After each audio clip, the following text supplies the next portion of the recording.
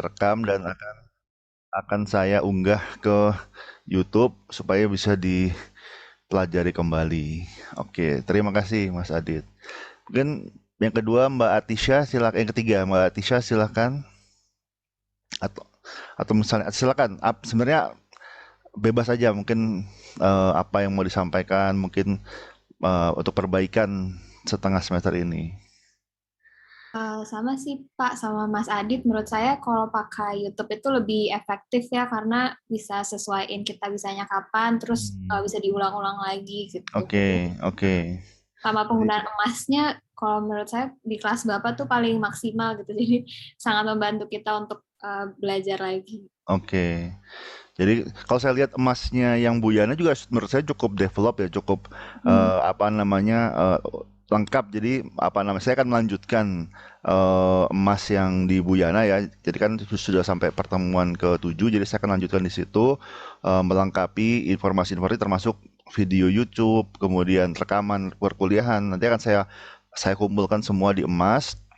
Dan tentang presentasi juga sepertinya itu juga opsi yang terbaik ya. Mungkin kita lagi puasa, mungkin kalau lagi presentasi tengah-tengah puasa mungkin berat. Jadi mungkin untuk minggu depan, yang presentasi direkam saja. Jadi apa namanya, direkam kemudian bisa ditonton di luar perkuliahan ya. Kemudian ketika perkuliahan langsung masuk ke tanya jawab, kemudian membahas kasus, dan yang terakhir adalah membahas tugas final project kalian. Jadi waktu yang di perkuliahan bisa dioptimalkan untuk membahas yang apa namanya, yang tidak bisa dipindahkan keluar eh, kelas gitu. Jadi sedangkan presentasi menurut saya bisa dijadikan asinkronus, bisa direkam, bisa ditonton di luar perkuliahan sehingga apa namanya, mungkin bisa di apa ya, ya di spin off lah gitu istilahnya. Jadi kita bisa fokus untuk diskusi dan untuk apa namanya, membahas tugas final project kalian. Jadi nanti setiap pertemuan saya berharap akan ada diskusi tentang final project. Jadi jangan dikejar, dan ini memang nggak bisa dikejar tayang seminggu sebelum deadline dikerjakan, nggak bisa seperti itu karena ini projectnya applied ya, sehingga mau nggak mau setiap minggu harus ada progres begitu. Oke, terima kasih Mbak Atisha. Mungkin Audi, Mbak Audi. Iya, ya, kalau menurut saya, di kelas Pak Imam, yang di Mata Pemasaran atau di kelas Bu Yana itu untuk mata kuliah pemasaran sosial tuh udah cukup efektif sih Pak, gitu ya. Kayak misalnya kita tuh, presentasi, terus Hmm. di-record gitu. Jadi kayak kita bisa, bisa dengar lagi ulang materinya, terus juga selalu dikaitkan dengan kasus yang terjadi gitu. Kayak misalkan, apalagi buat di pemasaran sosial sih Pak, menurut saya tuh, pemasaran sosial tuh agak lebih abu-abu gitu ya, dalam tanda kutip gitu. Maksudnya kalau misalkan kita marketingnya kayak misalkan untuk certain company atau certain brand, kayak kita tuh bisa lihat gitu kan, kayak yang mau di-achieve tuh apa gitu. Tapi kalau di social marketing kan kayak yang mau kita ubah tuh adalah behavior seseorang gitu, dimana tuh kayak lebih susah kan untuk merubah perilaku seseorang dibandingkan kayak kita mengajak orang untuk beli suatu produk gitu. Itu sih Pak Hmm. menurut saya. Jadi um, kayak kalau akan lebih banyak diskusi tentang real case social marketing yang terjadi, apalagi mungkin di Indonesia kali ya, karena di Indonesia tuh menurut saya banyak isu sosial yang Hmm. sifatnya tuh lebih tabu untuk dibahas gitu dibandingkan dengan di luar negeri gitu, karena banyak faktor sih kayak misalkan agama gitu, terus juga mungkin pola pikir di Indonesia, orang-orang Indonesia tuh tidak se-open minded di luar negeri gitu. Oke. Memang intinya memang betul ya bahwa apa kampanye, eh, tapi memang tadi memang agak-agak tricky ya. Jadi kita ingin menciptakan sebuah perubahan sosial untuk masyarakat lebih baik, tapi memang kita juga harus melihat situasi tadi ekonomi, ya, Ipolek Sosbud Hankam, dan termasuk juga masalah agama ya. Jadi ada faktor eksternal yang ada faktor masyarakat yang harus kita lihat, agar jangan sampai ketika kita misalnya kita menyampaikannya kurang tepat sehingga menimbulkan reaksi negatif. Itu juga salah satu apa namanya, trickiness lah dari pemasaran sosial. Walaupun sebetulnya kalau kita lihat esensi, apa tujuan kita untuk kebaikan sosial, sebetulnya pasti pesan itu tidak akan kontroversial, cuman mungkin cara kita menyampaikannya atau membungkusnya yang bisa jadi menimbulkan reaksi karena apalagi dikaitkan dengan politik. Nah, itu biasanya cukup apa ya? Cukup riskan lah gitu istilahnya. Oke, terima kasih Mbak Audi. Mungkin selanjutnya Mas David. Ya, maaf Pak, sebelumnya saya belum bisa menyalakan Oh ya, kamera. nggak apa-apa, tidak apa-apa.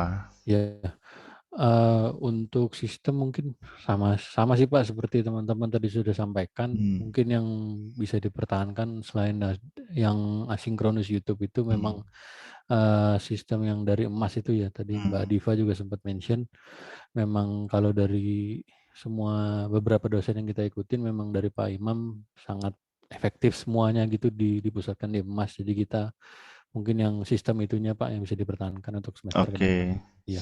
Oke, terima kasih Mas Terima David. kasih Pak. Ya. Oke, mungkin yang berikutnya Mas Dimas, silakan. Ya Pak, kalau saya pribadi satu suara sama yang lain ya Pak, terutama soal apa emasnya, karena emasnya itu kayak kita lebih praktis untuk lihat apa namanya lihat tugas ataupun tempat pengumpulan tugas gitu. Lebih seperti itu sih Pak. Oke. Satu suara.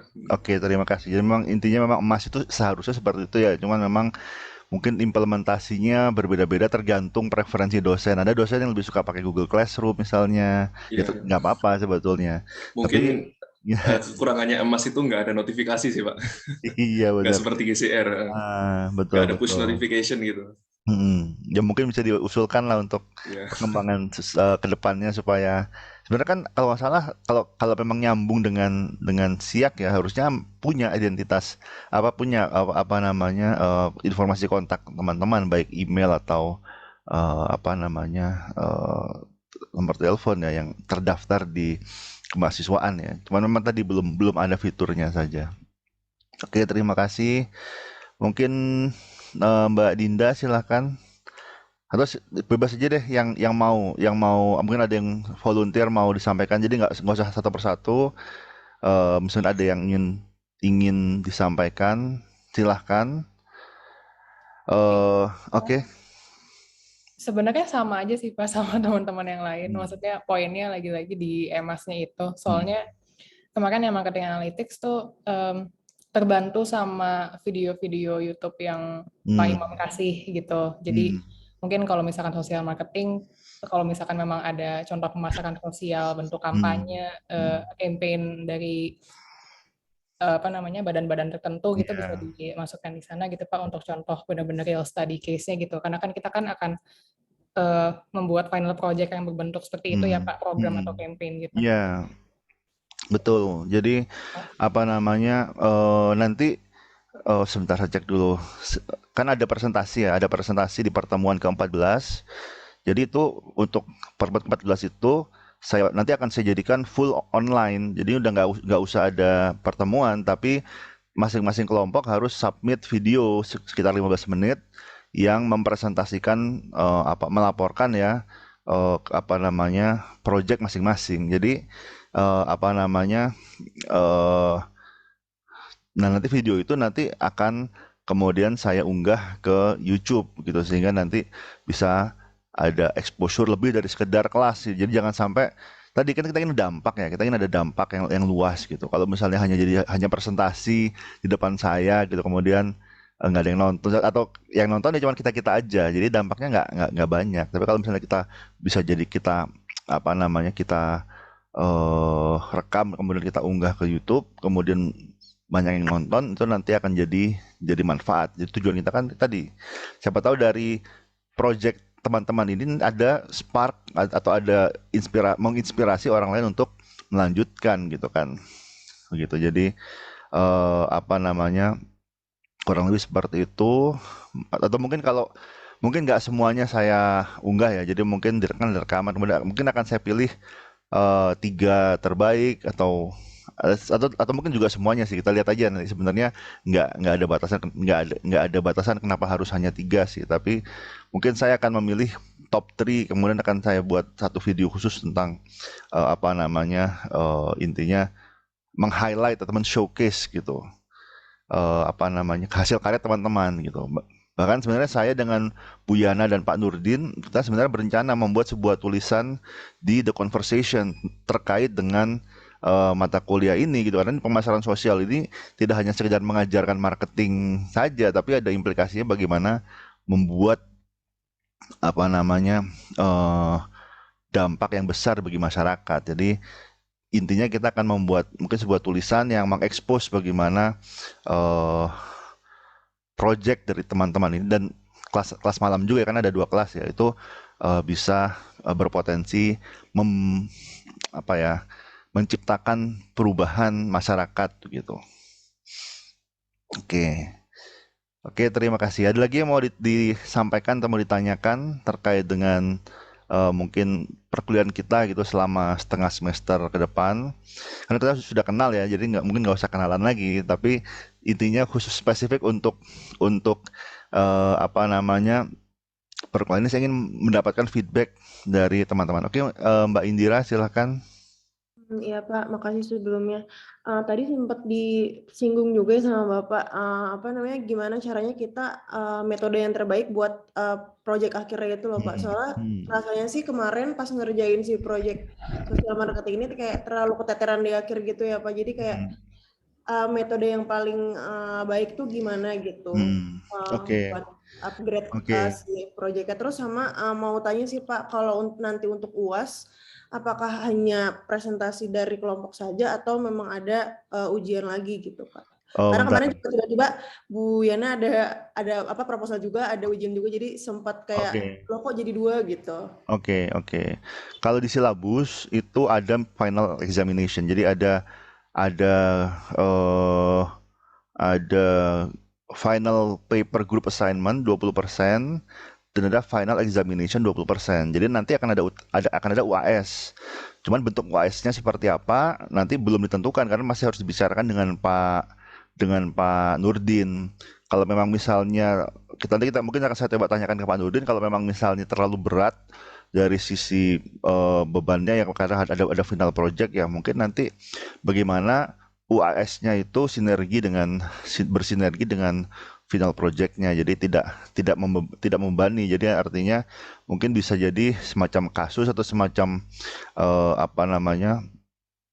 semacam project ya, semacam project yang memfollow up dari final project teman-teman. Nanti akan saya usulkan supaya nggak terlalu membebani, karena saya juga tahu kalau final projectnya sendiri cukup berat ya. Tapi kalau final project dicicil, jadi rencana saya tiap pertemuan itu paling nggak ada 1 jam, 40 menit sampai 1 jam mendiskusikan project akhir kalian. Jadi mulai minggu ini sudah mulai mendiskusikan project begitu, sehingga tidak terburu-buru di akhir gitu, sehingga ujiannya juga jadi beban kerjanya nggak numpuk begitu. Tapi memang kalau dari silabus ada final project dan ada ada final exam gitu. Oke, mungkin gimana Mbak Indira? Iya Pak, mungkin nanti menunggu jawaban dari Bapak Aji juga. Oke, nanti saya diskusikan dengan Pak Nurdin. Mungkin Mbak Faradiba silakan. Iya Pak, saya mau nanya, tadi Bapak mention mengenai di silabus itu ada final project sama final examination, kok apa saya salah ya Pak? Di silabus saya tuh kayak cuman ada weekly presentation 15%, class participation 15%, group assignment 10%, terus midterm examination 30%, final examination 30%. Jadi yang buat project itu masuknya kemana ya Pak? Gitu. Nah, jadi coba ini saya share silabus yang 2022 ya. Saya dapatnya juga dari Nih, jadi ini ini yang tahun 2022. Saya asumsikan ini yang terbaru ya. Saya asumsikan ini yang terbaru ya. Sebentar. Ini kan sudah sekarang kan ya, tanggalnya tahun akademiknya. Nah, ini seperti ini. Jadi Oh iya beda sih Pak. kalau beda mungkin apa salah upload saya juga kurang paham ya. Nanti mungkin saya coba cek lagi ke Masnya. Atau nanti saya koordinasi juga dengan Pak Nurdin ya, karena kan kalau yang sebelumnya kan Bu Yana dua-duanya kelas malam dan kelas reguler. Kalau setelah UTS saya dan Pak Nurdin, jadi nanti kita harus koordinasi untuk kalau memang misalnya kalau di silabus Anda seperti apa? Di silabus saya bedanya cuman ini Pak. Jadi dia cuman ada midterm examination 30 sama final examination 30. Jadi nggak ada final paper itu makanya. Oke, seperti ini yang terbaru deh kalau begitu. Oke. Iya Pak, makasih Pak. Oke, jadi weekly presentation ya, presentasi mingguan 15%, ini 15% class participation ya, dari diskusi-diskusi, dari tanya jawab segala macam. Proposal kemarin 10%, kemudian final project dalam bentuk presentasi ya, atau itu nanti 20%, dalam bentuk video presentasi 20%, kemudian midterm exam 20%, final exam 20%, gitu. Oke, ada lagi yang mau ditanyakan? Jadi hari ini akan lecture, tapi mulai minggu depan sudah presentasi kan ya? Kalau pembagiannya sudah ada kan Mas Satrio? Pembagian grup-grupnya. Pak Imam. Yuk. Pak, boleh minta tolong berarti itu untuk silabus terbarunya di boleh, saya update di Emas kalau gitu. Jadi nanti silabus yang di Emas saya ganti dengan yang terbaru. Oke, makasih Pak. Oke. Buat yang presentasi minggu depan siapa? Kelompok berapa? Belum diaduk sih Pak, siapa kelompoknya. Oke. Jadi nanti untuk minggu depan nanti tolong Mas Satrio yang mengacak ya, tolong diacak. Terus nanti atau mungkin urutannya dibalik dari yang sebelum UTS. Jadi saya biasanya lebih suka gitu. Misalnya yang presentasi pertama di UTS, sebelum UTS, presentasi terakhir setelah UTS. Yang presentasi terakhir di sebelum UTS, presentasi pertama nanti setelah UTS. Jadi nanti minggu depan kelompok yang presentasi mempresentasikan Kotler, Lee dan Kotler chapter 5. Nah, kan hari Senin ya, nah kalau bisa hari apa anaknya ya, Sabtu kali ya, Jumat atau Sabtu itu sudah dikirim ke saya biar bisa diunggah ke YouTube gitu. Jadi nanti akan saya kirimkan linknya ke Mas Satrio. Kemudian ya seperti biasa ya. Kenapa kok senyum-senyum, ada yang aneh? Enggak Pak Satrio, salah ngomong tadi. Kenapa? Tadi saya bilangnya diaduk Pak. Oh, jadi pada bingung diaduk apaan Pak. Oh ya diacak lah ya. Oke, jadi jadi seperti biasa tim presenter mengirimkan ke saya link atau lewat Mas Satrio ya, link videonya mungkin hari Jumat malam gitu ya, atau Jumat malam atau Sabtu pagi. Nanti hari Sabtu akan saya unggah ke YouTube dan akan saya kirim ke Mas Satrio dan juga ke Mas gitu, untuk ditonton. Kemudian pas hari Seninnya akan ada sesi tanya jawab.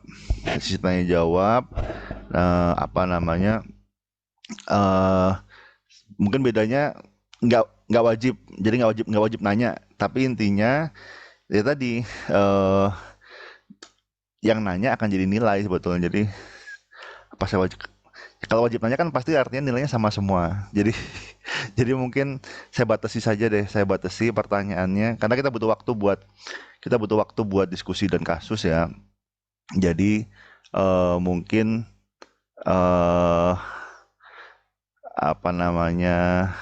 jadi gini deh,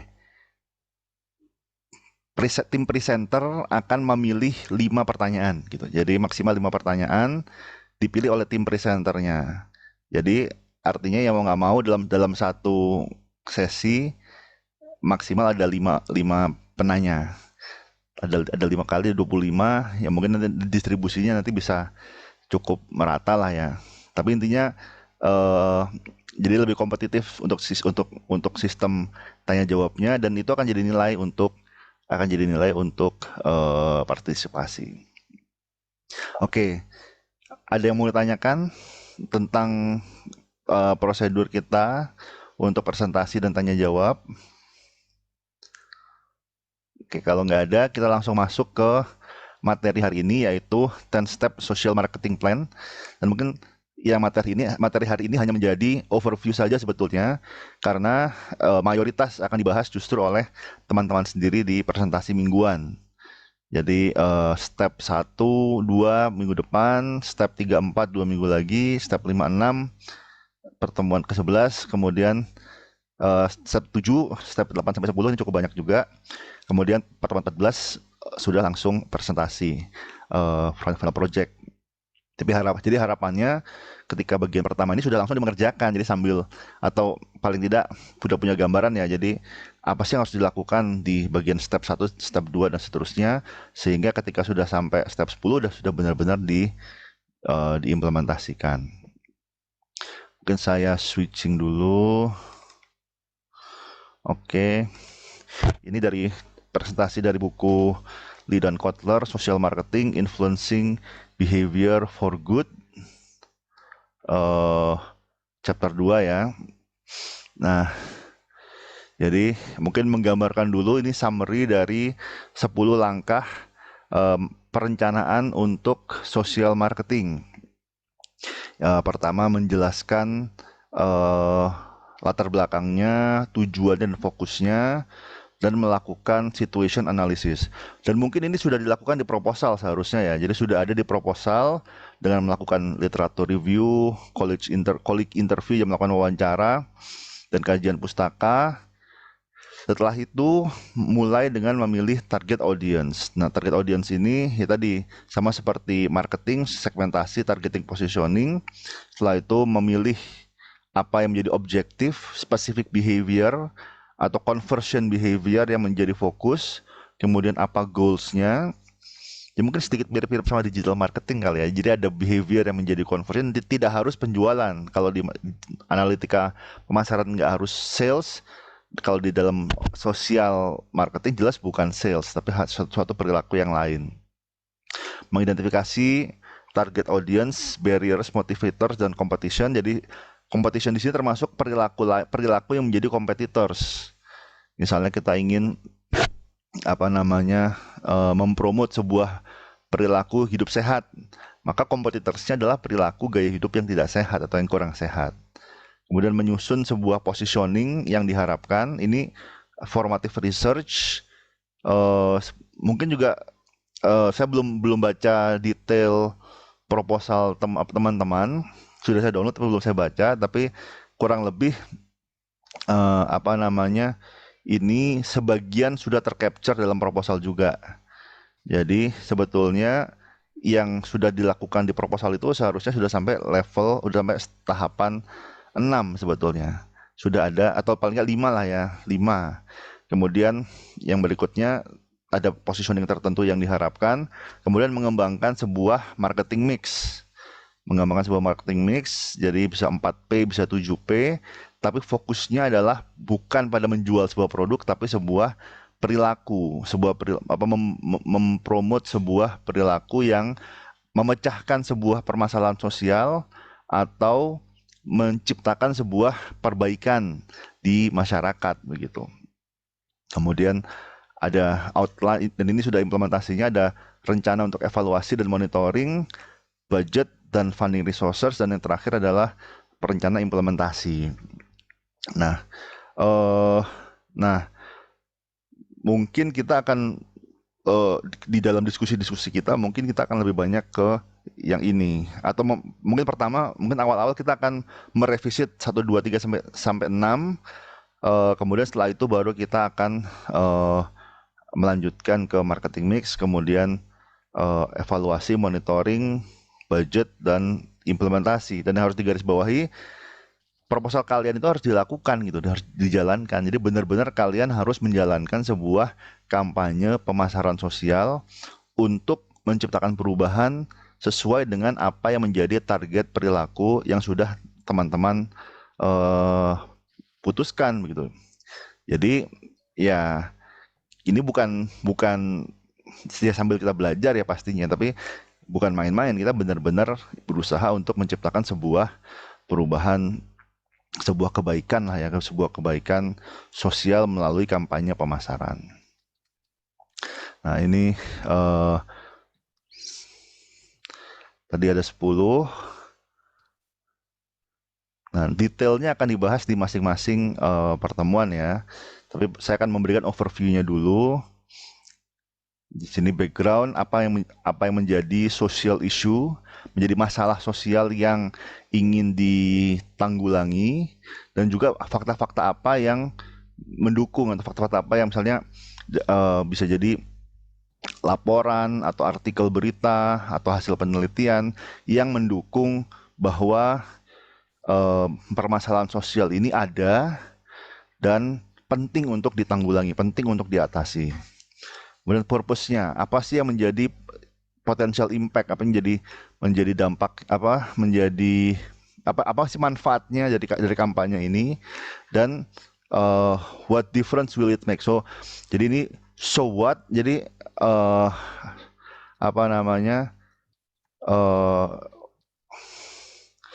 jadi potential impact di sini diantaranya adalah ya mungkin kita ingin tahu juga apa sih yang baru, termasuk apa sih yang baru dari kampanye-kampanye yang lain atau dari mungkin program yang sudah ada, dan kemudian so what, apa manfaatnya, apa yang membuat kampanye pemasaran sosial teman-teman ini bermanfaat begitu. Nah, oke, kemudian sebentar. Yang berikutnya fokus. Nah, di bagian fokus kita harus, ini pembatasan masalah ya. Jadi Assalamualaikum, Mbak. Iya, sebentar. Mungkin oke, kita skip. Oke, jadi intinya mungkin sudah dibahas ya di pertemuan sebelum UTS ya, bahwa sebagai marketers ya kita punya keterbatasan. Kita bukan policy maker begitu. Dan kita juga tidak mungkin memecahkan semua permasalahan. Dan kalau kita ingin memulai dari yang besar, maka seringkali kita kesulitan gitu. Kalau kita memulai langsung yang besar, kita ingin memecahkan masalah langsung yang besar sekaligus, itu mungkin membutuhkan resources yang sangat banyak dan ya mungkin bukan scope kita. Jadi di sini jadi kita start small, start now. Jadi kita membatasi ruang lingkup kita. Jadi oke, kita berikan sebuah gambaran permasalahan sosial yang sangat besar, nggak apa-apa, yang sangat kompleks. Semakin kompleks, semakin penting untuk dipecahkan. Tetapi social marketing plan Anda tidak mungkin memecahkan semua masalah. Kita bukan Tuhan, kita bukan superhuman, kita manusia, punya keterbatasan, sehingga di dalam marketing plan kita harus punya batasan. Nah, batasan ini boleh sangat fokus, sangat spesifik, sangat sempit, nggak apa-apa. Yang penting kita contribute something to the social problem. Jadi kita batasi kampanye kita kepada satu bagian atau satu elemen dari permasalahan sosial yang kompleks, tapi kita menjelaskan bahwa perilaku ini meskipun kecil tapi memiliki implikasi atau memiliki dampak yang bisa jadi berlipat-lipat gitu. Jadi misalnya sederhananya saja, kalau misalnya kita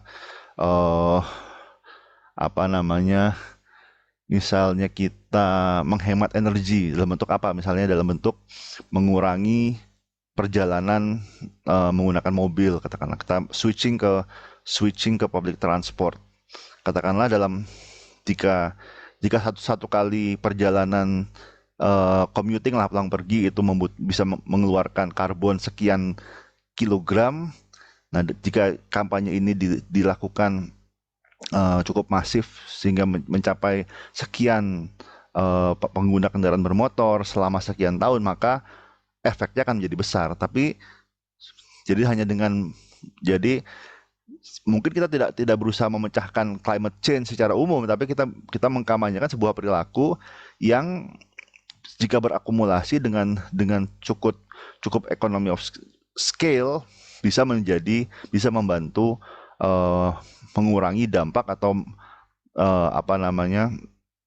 mengurangi dampak dari emisi karbon akibat penggunaan kendaraan bermotor, misalnya seperti itu. Kemudian yang berikutnya, jadi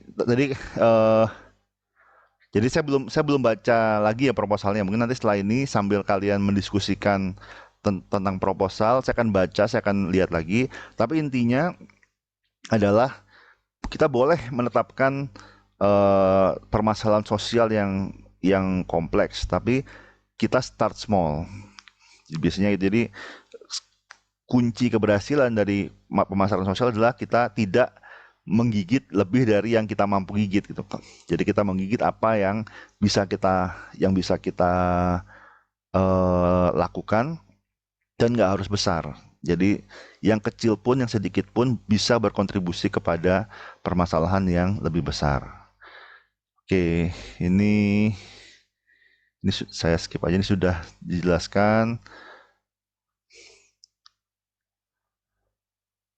Jadi jadi di dalam purpose juga harus sudah ada behavior objektif. Apa perilaku yang ingin kita pengaruhi? Apakah kita tingkatkan atau kita kurangi? Jadi kita mengkaitkan sebuah permasalahan sosial dengan sebuah perilaku dari individu yang bisa kita pengaruhi menggunakan kampanye pemasaran sosial. Bisa jadi perubahan perilaku secara langsung, bisa jadi sebuah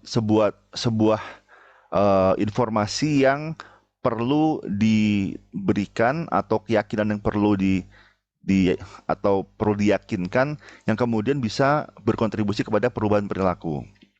Jadi kampanye pemasaran sosial bisa secara langsung bertujuan untuk merubah perilaku, atau mungkin lebih kecil lagi skalanya adalah bertujuan untuk menyampaikan sebuah informasi atau meyakinkan audiens terhadap suatu beliefs yang kemudian bisa mengakomodasi perilaku yang diharapkan. Jadi misalnya untuk climate issues, mungkin kita tidak harus langsung bagaimana caranya merubah perilaku orang dalam menggunakan bahan bakar minyak misalnya ya, tapi bisa jadi kita mulai dengan memberikan informasi dan meyakinkan audiens terkait dengan fakta-fakta ya, dengan fakta-fakta ilmiah yang kemudian dari situ bisa memfasilitasi program social marketing yang lain ya, yang mungkin lebih spesifik. Jadi kita building momentum itu juga bagian dari social marketing. Goals establish a desired level of behavior change as a result of program and campaign. Jadi ekspektasi kita ingin merubah perilaku sejauh mana. Dan ini harus measurable dan quantifiable.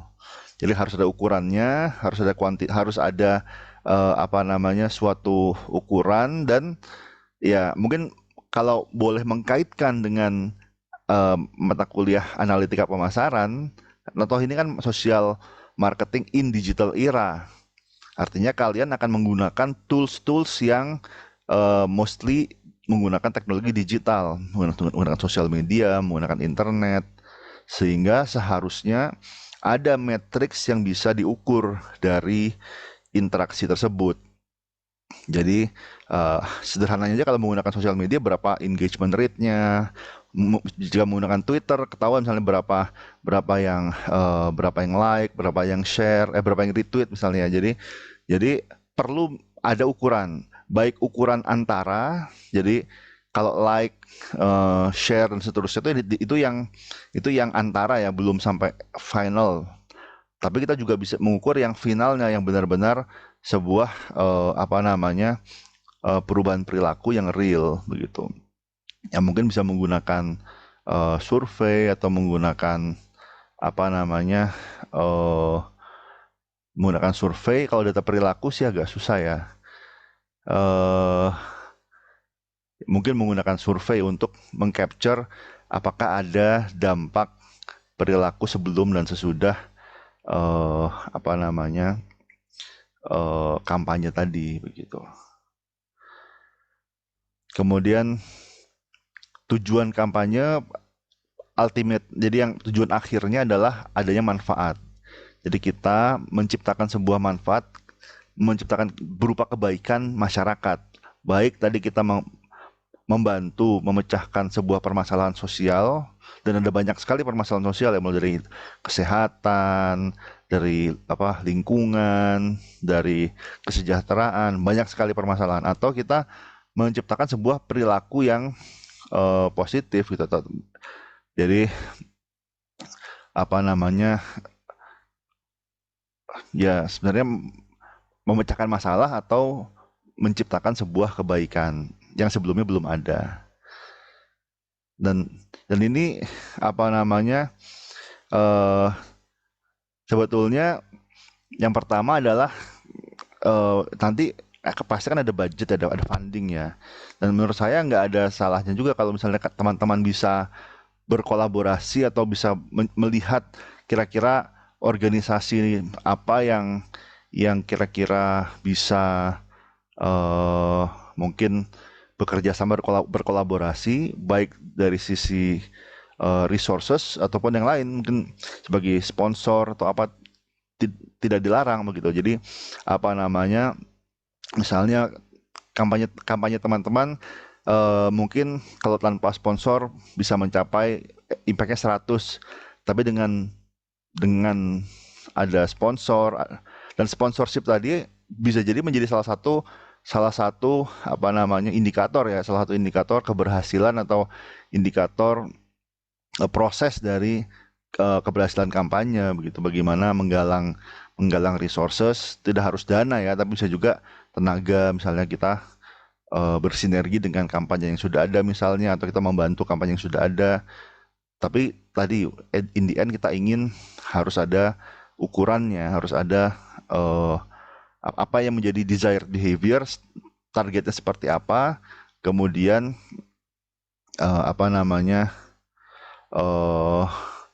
kemudian seperti apa, targetnya seperti apa, dan nanti harus diukur juga pencapaiannya. Ini contohnya, decrease the spread of HIV/AIDS among African American.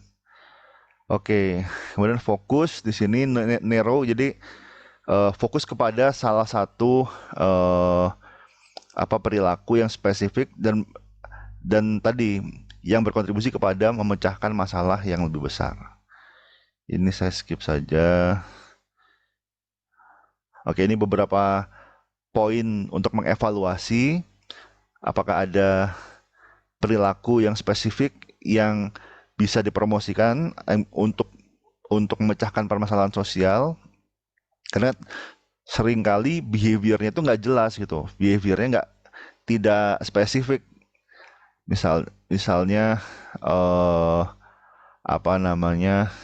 tadi misalnya masalah iklim ya, kita ingin menekan emisi karbon untuk mengurangi dampak lingkungan. Tapi perilaku apa sebetulnya yang bisa kemudian membantu mengurangi emisi karbon? Itu ada sangat banyak dan masing-masing nggak jelas. Bahkan pernah ada sebuah penelitian yang mengatakan beberapa kampanye untuk mengurangi emisi karbon itu justru menciptakan emisi karbon yang lebih besar lagi gitu. Jadi hati-hati, jangan sampai kita ingin memecahkan sebuah masalah tapi malah menciptakan masalah baru. Jadi di sini harus sangat penting dari sisi bagaimana perilaku yang ingin kita promote tadi berdampak positif terhadap social outcome dan tidak ada side effect-nya begitu. Karena seringkali satu perilaku bisa jadi memiliki side effect, sehingga nanti kemudian diukur-ukur ternyata offsetting,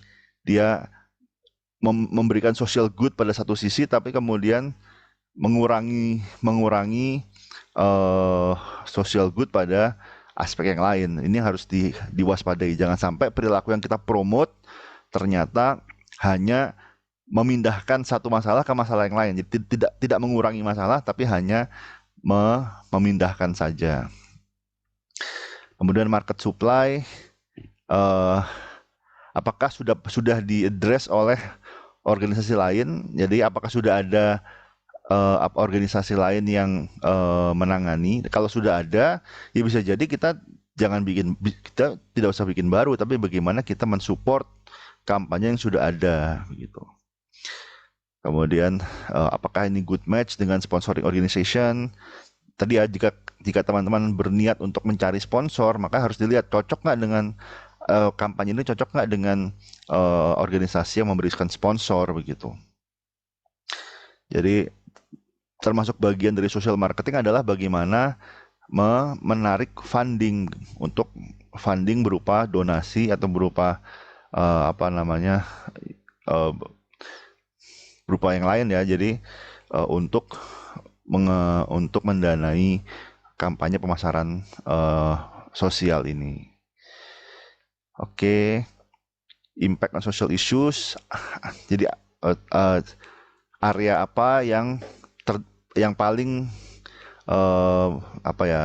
jadi kampanye kita ini berdampak paling besar pada masalah apa. Jadi kalau nggak salah kan ada Sustainable Development Goals ya.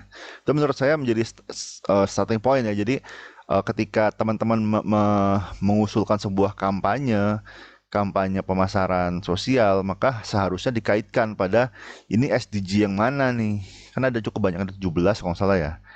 SDG sebentar. Intinya ada banyak.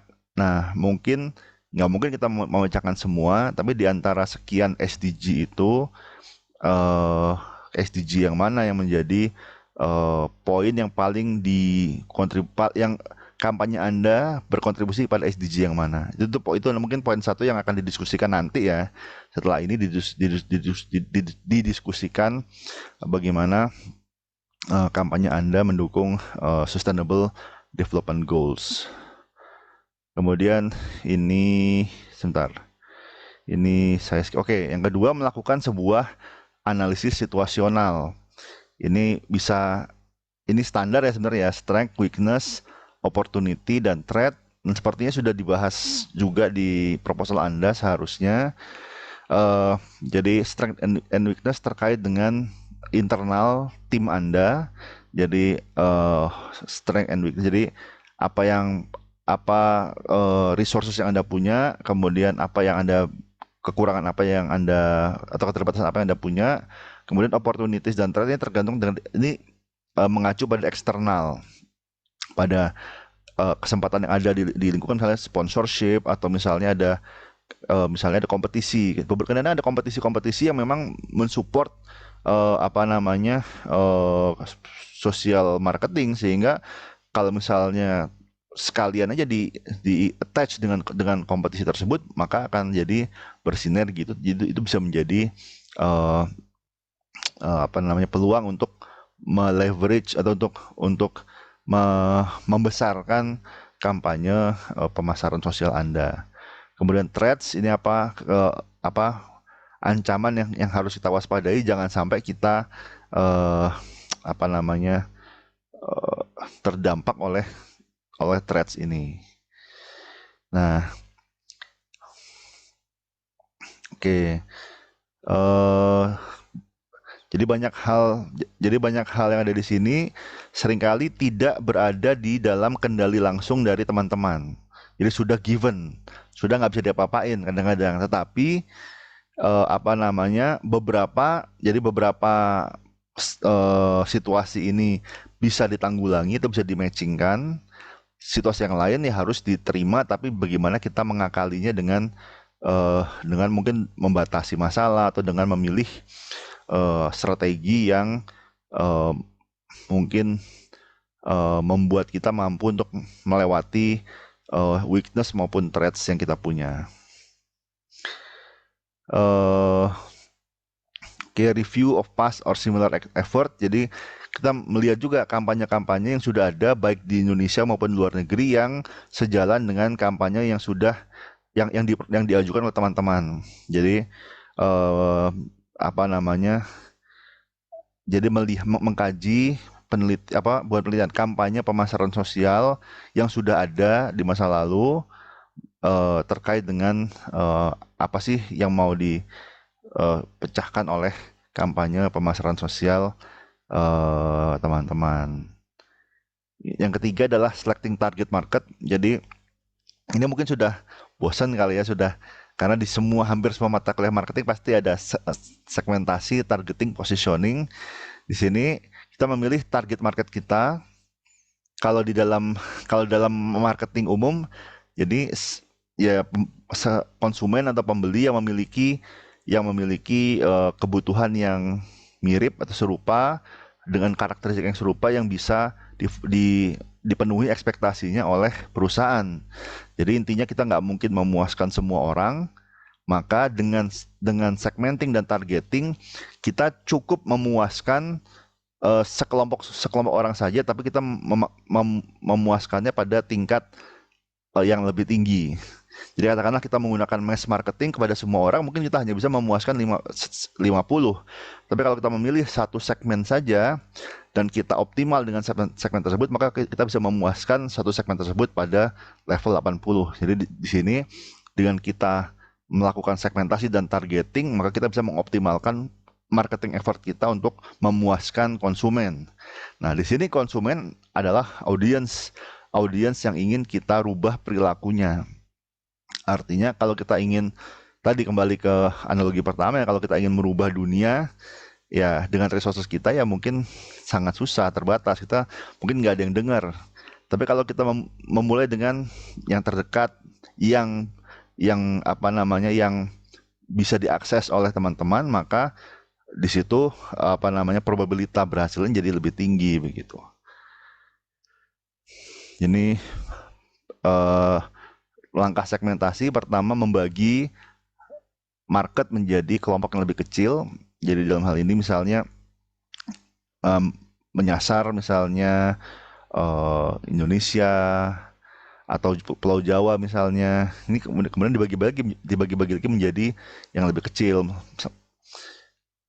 Jadi bisa dibagi berdasarkan beberapa segmen, beberapa kriteria, kemudian dipilih satu atau lebih untuk targeting. Jadi kita bisa memilih satu, bisa memilih lebih, tapi nggak mungkin memilih semua. Kita tidak mungkin memuaskan semua segmen, tapi kita ingin memuaskan sebagian segmen secara optimal.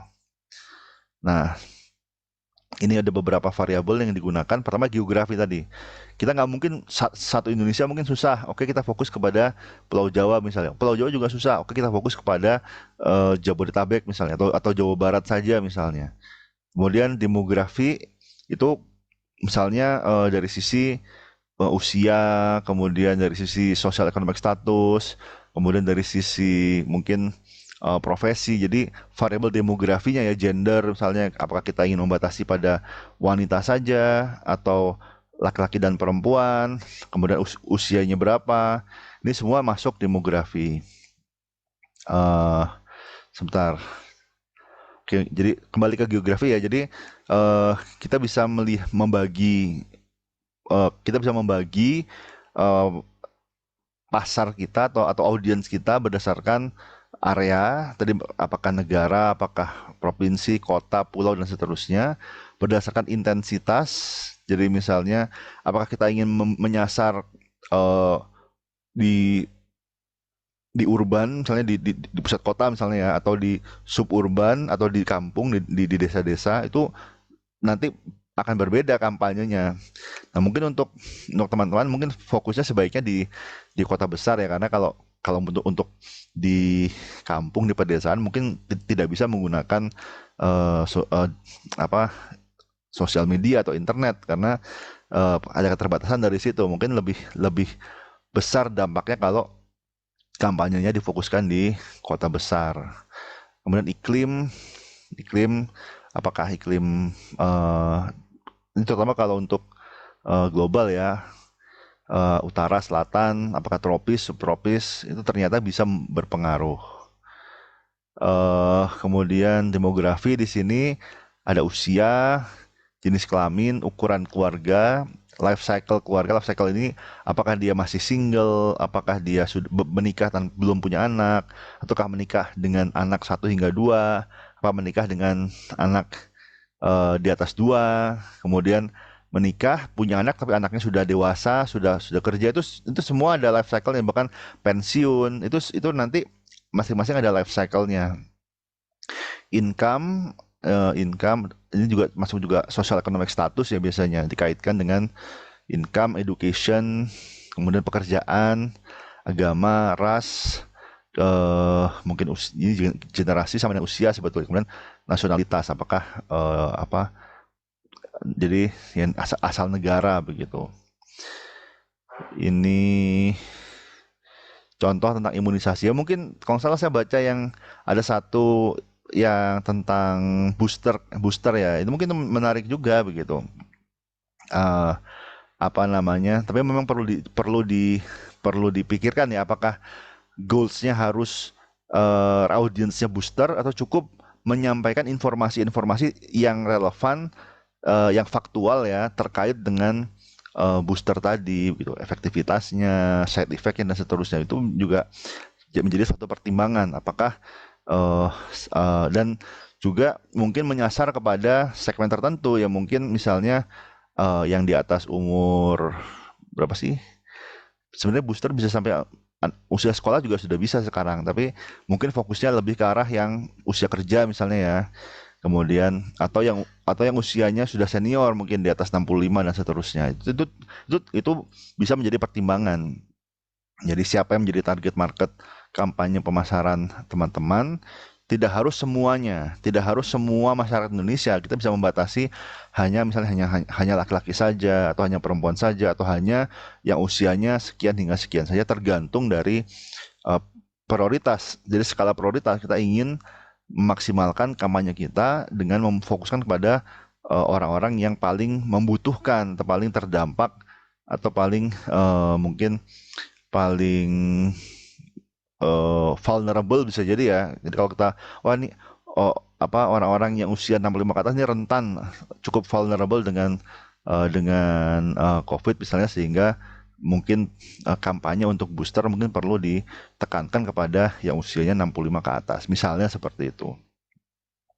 Kemudian psikografik ini terkait dengan lifestyle ya, terutama social class, lifestyle, personality trait, and value.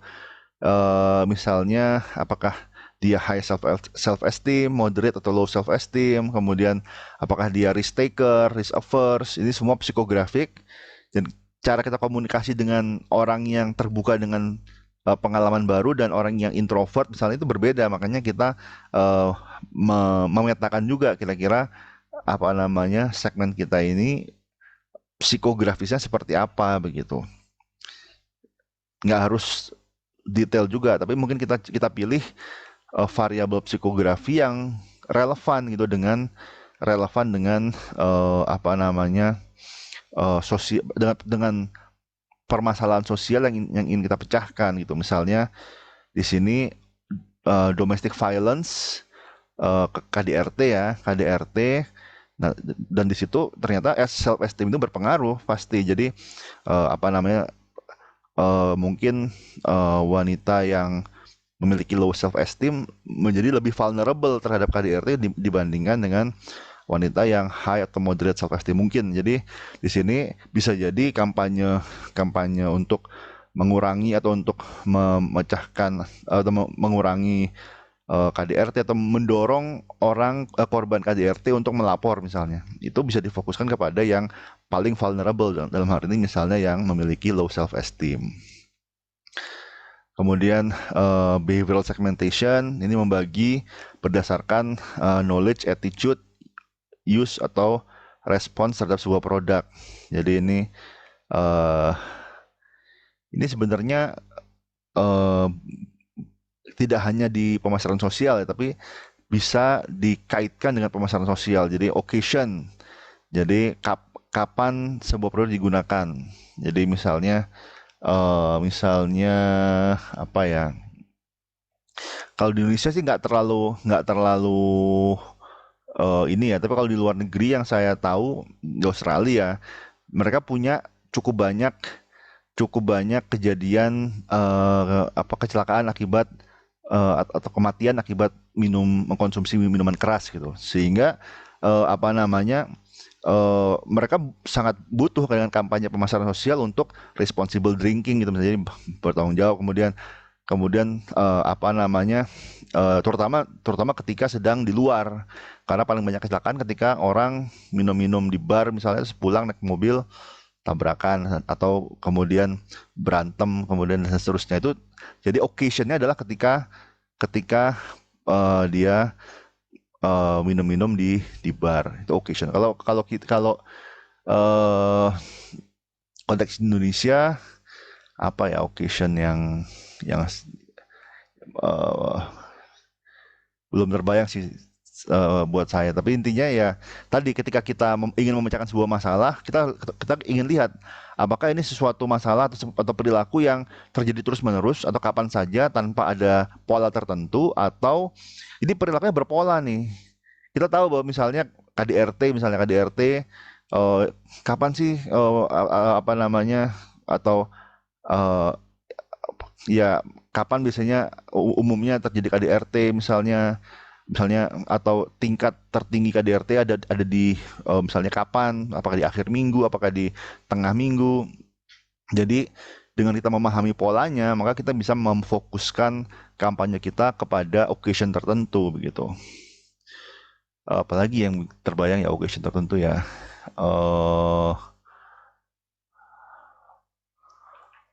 Oke, misalnya merokok di tempat umum gitu misalnya, jadi itu menjadi satu occasion. Jadi merokok di tempat umum menjadi occasion yang ingin dikurangi, bahwa mungkin kita mengurangi atau membuat orang berhenti merokok itu susah begitu kan. Membuat orang berhenti merokok itu susah, tapi di antara semua perilaku merokok yang paling besar dampaknya adalah merokok di tempat umum. Sehingga di sini bisa jadi karena bukan cuman perokoknya aja yang terkena dampaknya, tapi juga perokok pasif atau bahkan perokok tersier. Sehingga bisa jadi kampanye untuk mengurangi perilaku merokok fokus kepada merokok di tempat umum. Benefit shot itu segmen apa yang segmen inginkan dari menggunakan produk tersebut. Jadi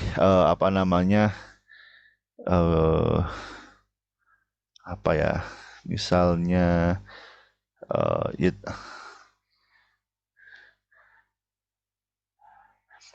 jadi kalau kembali ke merokok ya, jadi merokok ini untuk apa sih? Ada juga yang merokok untuk sosial gitu. Jadi dia merokok karena teman-temannya juga merokok, jadi untuk sosial, untuk agar membaur misalnya. Jadi di situ justru kita bisa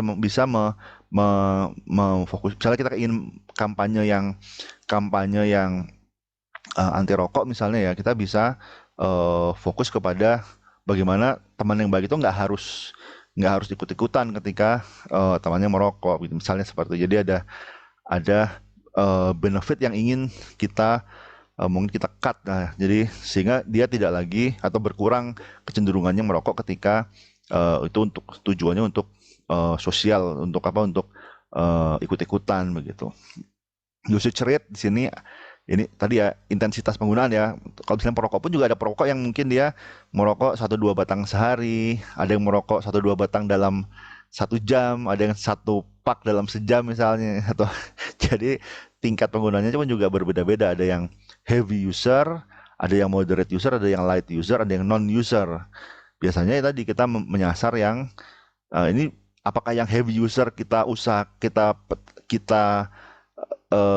yakinkan untuk mengurangi, atau yang light user kita fokuskan untuk mereka berhenti merokok. Jadi itu pilihan. Jadi kita dengan kita mengetahui target kita yang mana, kita akan lebih fokus dalam memberikan pesan. Jadi memberikan pesan kepada heavy user akan berbeda dengan kepada light user. Mungkin lebih mudah kita meyakinkan light user untuk berhenti merokok daripada kita meyakinkan heavy user untuk mengurangi pemakaian begitu. Kemudian loyalty status ya loyalty terhadap sebuah brand ya. Nah, mungkin ini loyalty terhadap apa ya di sini ya. Tapi bisa dikaitkan lah dengan konteks dengan konteks pemasaran sosial gitu. Mungkin loyalty terhadap sebuah bisa jadi terhadap sebuah misalnya misalnya geng motor gitu ya. Kita ingin mengurangi kekerasan kekerasan dalam geng, misalnya kita kampanye tentang perilaku kepada anak-anak SMA yang terlibat kekerasan dalam geng. Nah, itu bisa jadi loyalty statusnya berpengaruh bagaimana yang mungkin dia baru terlibat dan yang sudah memang dia misalnya pendirinya lah begitu, itu akan berbeda penanganannya atau berbeda messagingnya. Oke, ini contohnya adalah donation. Ini contoh yang lebih jelas mungkin ya. Donor darah berdasarkan loyalty. Ada yang donor darah mungkin ada pinnya, zaman dulu ada pin ya, pin emas gitu. Jadi dia ada terus-terusan donor darah setiap 3 bulan sekali, kalau salah ya, 3 bulan sekali atau setiap berapa bulan sekali selama 10 tahun misalnya. Sedangkan ada juga yang ya mungkin nggak rutin, atau ada juga yang baru coba-coba daftar donor darah. Nah, itu nanti mungkin messagingnya pun juga sebaiknya dibedakan begitu. Kriteria untuk evaluasi untuk segmen saya, berapa sih orang yang ada di dalam segmen tersebut gitu. Jadi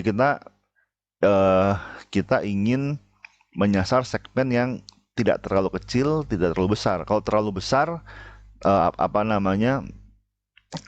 nanti masalahnya bisa jadi terlalu kompleks ya. Jadi malah bisa jadi kurang spesifik kalau terlalu besar segmennya. Kalau terlalu kecil ya mungkin dampaknya jadi terbatas. Sehingga di sini tapi sebaiknya kita mengetahui kira-kira berapa sih jumlah orang yang ada dalam segmen tersebut, sehingga menjadi perkiraan untuk dampak dari kampanye pemasaran sosial kita. Kemudian problem incidence, ini persentase yang terlibat atau yang terkait dengan perilaku yang diinginkan atau perilaku yang nggak diinginkan. Jadi misalnya kita ingin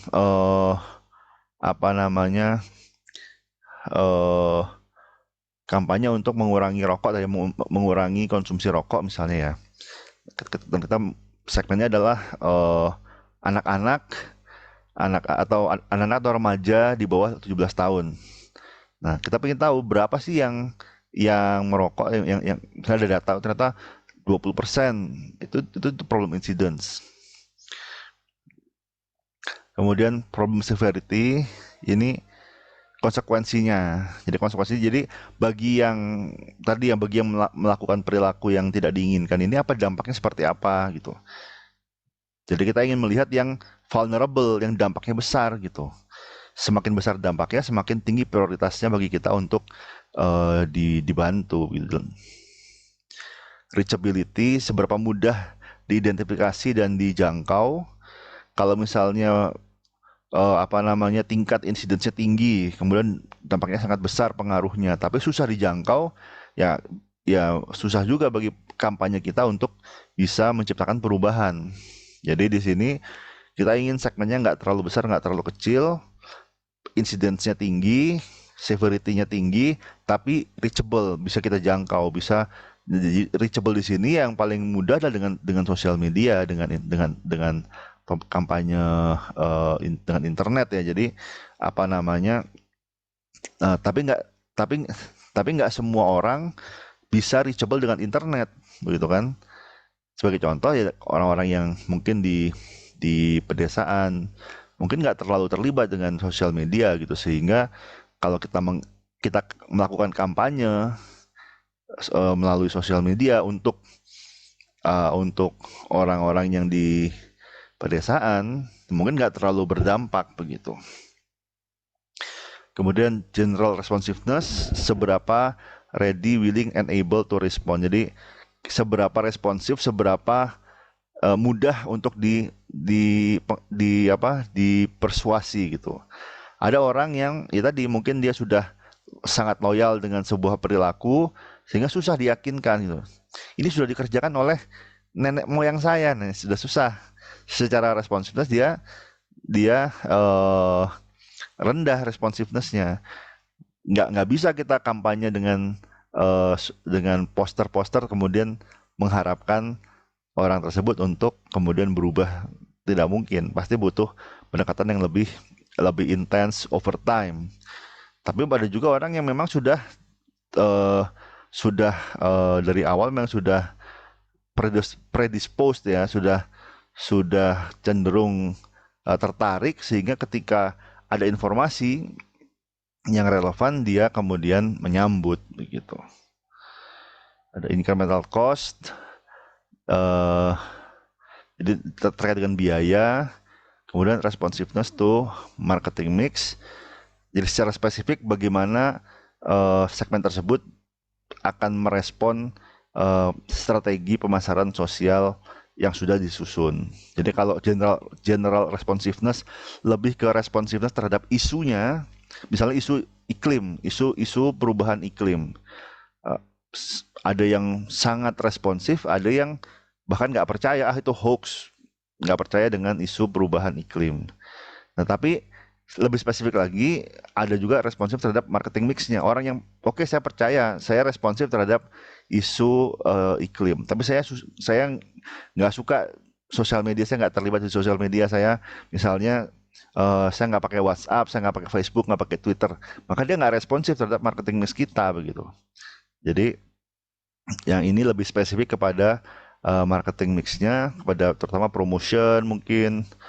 Tapi nggak cuma promotion ya, ada price, ada place, kemudian ada produknya. Organizational capabilities, ini kemampuan kita, ini kemudian ada 3 contoh ya, ada 3 bentuk. Ini ada undifferentiated marketing, ini menggunakan mass market, kemudian fokus kepada common needs.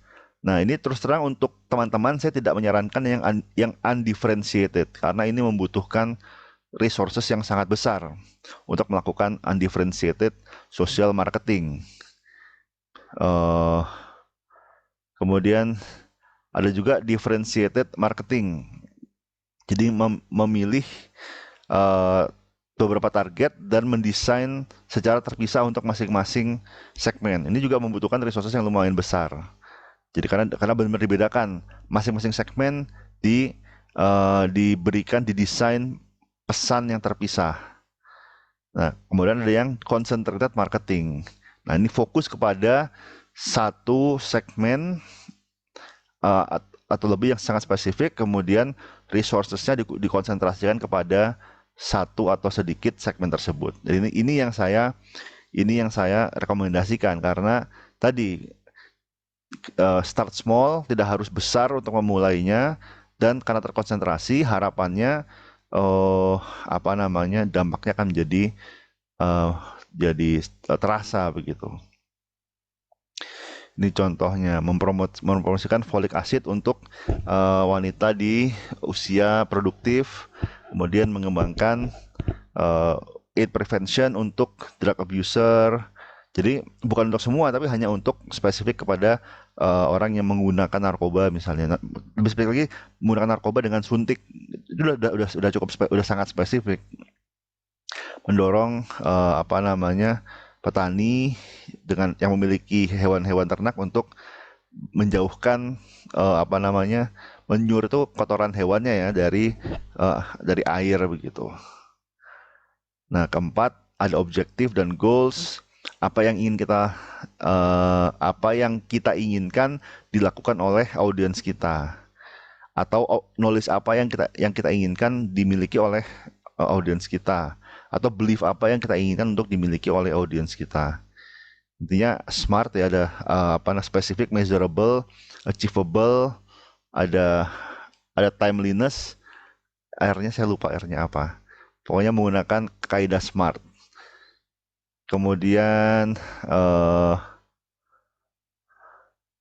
jadi ada sebuah cause, ada sebuah misi sosial, mungkin bisa dikaitkan dengan SDG ya, dengan Sustainable Development Goals. Kemudian ini saya skip saja. Ini oke, jadi kampanye itu tidak harus behavioral. Oke, behavioral penting, merubah perilaku penting, tapi juga bisa juga kita kampanye tujuannya adalah untuk kognisi, memberikan sebuah knowledge atau memberikan sebuah action. Kemudian behavioral, kemudian baru atau value. Jadi kalau value ini lebih ke attitudinal ya, attitude atau belief dari sebuah dari audience. Identify target market di sini. Apa barriers-nya, apa benefit-nya. Kalau barriers ini apa yang bisa menghambat, apa yang bisa menghambat pesan kita nyampe kepada audience kita. Kemudian benefits-nya, apa sih yang diinginkan oleh target market kita sehingga mereka menjadi responsif terhadap pesan yang ingin kita sampaikan. Jadi misalnya kita meyakinkan seseorang untuk berhenti merokok, kita nggak bisa menyampaikan, kita harus tahu sebenarnya apa sih yang mereka inginkan. Oke, merokok itu mematikan, membahayakan, mereka sudah tahu, sehingga mungkin ya memberitahu perokok berat bahwa merokok itu membunuhmu, itu mungkin tidak menyelesaikan masalah gitu. Bukan itu yang mereka mau. Jadi apa sih yang mereka mau? Jadi bisa jadi mereka bisa jadi ketika perokok itu mungkin berkeluarga, mereka lebih takut melukai orang lain daripada melukai diri sendiri. Mungkin saya tahu ngerokok itu membunuh saya, tapi mungkin ketika dirubah mindsetnya bahwa merokok itu membunuh keluargamu misalnya, mungkin itu jadi lebih berespon dibandingkan merokok membunuhmu. Jadi seringkali itu hal seperti itu. Jadi kita memikirkan bagaimana pesan kita ini resonate dengan audience begitu, dan memotivasi mereka untuk membeli gitu, untuk paling enggak memikirkan kembali perilakunya. Oke, competition. Jadi apa sih target?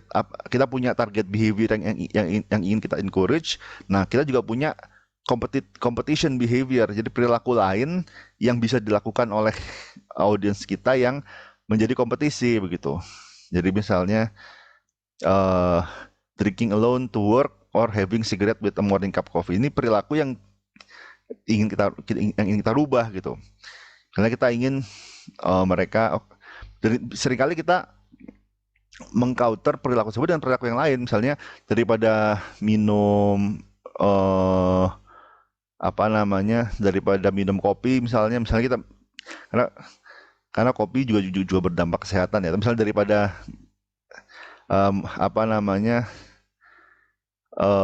minuman keras, mungkin minum yang lain, atau daripada merokok mungkin mengunyah permen karet misalnya, walaupun permen karet juga ada dampak negatifnya, misalnya mengotori, tapi paling tidak lebih minim dibandingkan merokok begitu.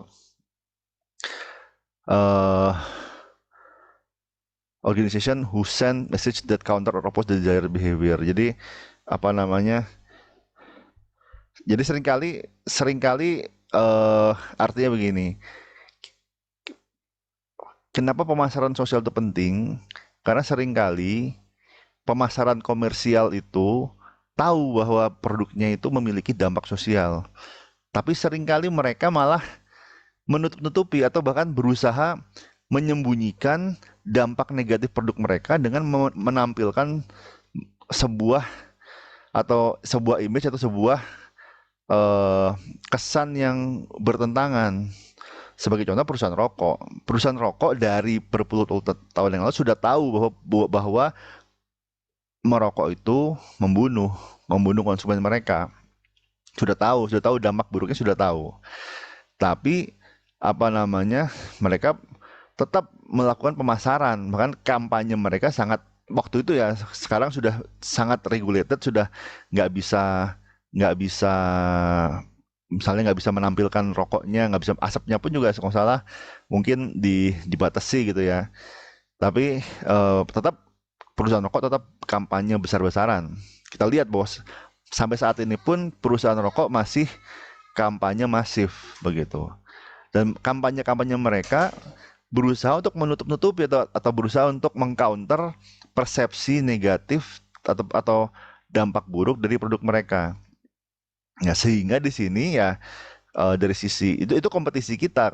Artinya ketika kita ingin mengkampanyekan untuk mengurangi perilaku merokok, kita harus sadar bahwa ternyata perusahaan rokok juga mengkampanyekan walaupun nggak secara langsung, tidak secara langsung mengkampanyekan merokok, tapi mereka membangun image yang mengcounter mungkin messaging kita. Katakanlah pemerintah atau lembaga anti rokok membuat messaging bahwa merokok membunuhmu. Tapi kemudian dijadikan bercandaan.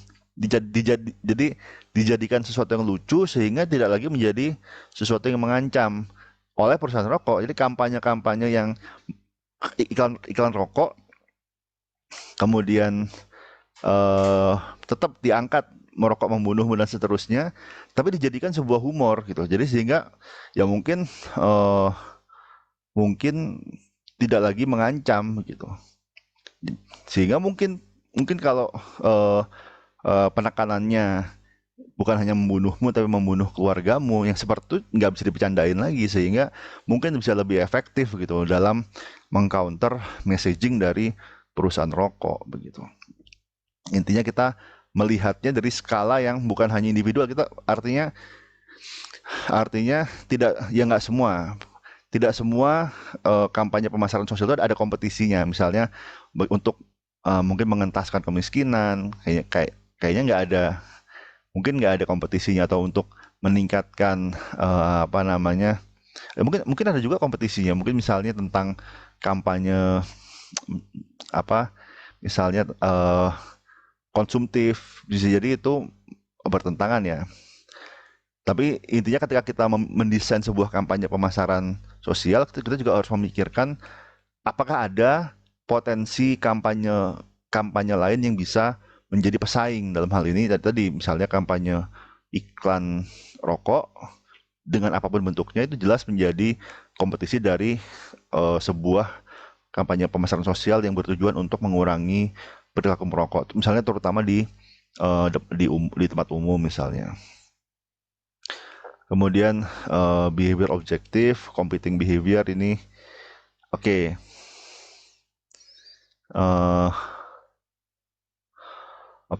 Ini contoh behavior objektif.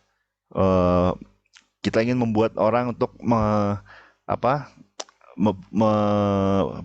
ikut kayak kampanye program sukarela, jadi community service selama 5 jam seminggu. Tapi juga ada competing behavior-nya, spending time with family. Nah, ini agak susah ya, karena dua-duanya sama-sama penting. Volunteering juga penting, spending time with family juga penting. Nah, bagaimana message-nya? Nah, di sini misalnya your kids. Jadi bagaimana 5 hours ini walaupun tidak bersama family tetapi bisa berkontribusi kepada masyarakat, dan mungkin juga membantu anak-anak kita, misalnya lingkungan jadi lebih bersih, kemudian lebih aman dan seterusnya. Kemudian ada desired position. Ini nah, ini tadi kita ingin mendevelop sebuah positioning untuk mempengaruhi perilaku tertentu dari audiens kita. Tapi kita harus memikirkan juga bahwa yang pertama, siapa sih target market kita, gitu kan? Mereka akan responsif atau enggak dengan positioning kita begitu. Kemudian ada perceived barriers dan benefit. Perceived barriers itu tadi misalnya, ya tadi ada isu-isu yang sensitif gitu kan. Ada isu yang sensitif yang kalau kita nggak hati-hati menyampaikannya malah bikin reaksi negatif gitu misalnya. Jadi malah bikin kerusuhan, bisa malah bikin protes dan seterusnya. Itu terjadi gitu. Jadi ada backlash gitu ya. Jadi kita harus memikirkan. Sederhana gini aja deh. Misalnya kita ingin menolong orang-orang yang menurut kita dia berada di kurang mampu gitu ya. Tapi jangan-jangan kalau kita state terang-terangan bahwa masyarakat berpenghasilan rendah gitu, tersinggung mereka, bisa jadi gitu kan. Jadi kita bagaimana memposisikan messaging kita ini sedemikian rupa tetapi tidak membuat audiensnya tersinggung, atau tidak membuat audiensnya apa namanya apa ya, mungkin malah kalau kita bisa jadi kalau kita kondisikan terus-terusan berpenghasilan rendah, malah jadi bukan empowerment, malah depowerment, malah jadi demotivasi. Yang seperti itu tidak kita inginkan. Kita ingin memberikan sebuah empowerment sehingga apa namanya, seringkali penggunaan katanya pun juga harus hati-hati. Kemudian perceived benefit, tadi apa sih manfaat yang ingin kita deliver kepada audience. Dan yang terakhir upstage competitor, bahwa tadi kita punya sebuah messaging, bisa jadi ada orang lain yang punya message yang bertentangan atau message yang competing dengan message kita. Maka kita bagaimana agar messaging kita lebih didengar, lebih nempel dibandingkan messagingnya dari kompetitor. Jadi misalnya kita tentang gaya hidup sehat gitu ya, gaya hidup sehat, tapi jadi lawan kita bisa jadi ya tadi kampanyenya, promosinya misalnya McDonald's atau apa namanya, minuman bersoda, itu bisa jadi adalah kompetisi kita karena kita mempromosikan hidup sehat diantaranya dengan menjaga makanan, misalnya tidak makan makanan yang tinggi gula atau berlemak. Jadi itu harus dipertimbangkan. Oke, marketing mix ini 4P, ada produk, ada core product, ada actual product, kemudian ada juga augmented product. Jadi kita harus mengetahui sebenarnya dari apa namanya, produk yang ingin kita jual atau perilaku yang ingin kita jual ini, apakah dia perilaku yang core saja, jadi yang basic saja, atau apa namanya, ada perilaku yang spesifik, misalnya di sini melakukan check up kanker payudara setiap bulan misalnya, kemudian atau ada produk yang yang ingin dipromosikan gitu.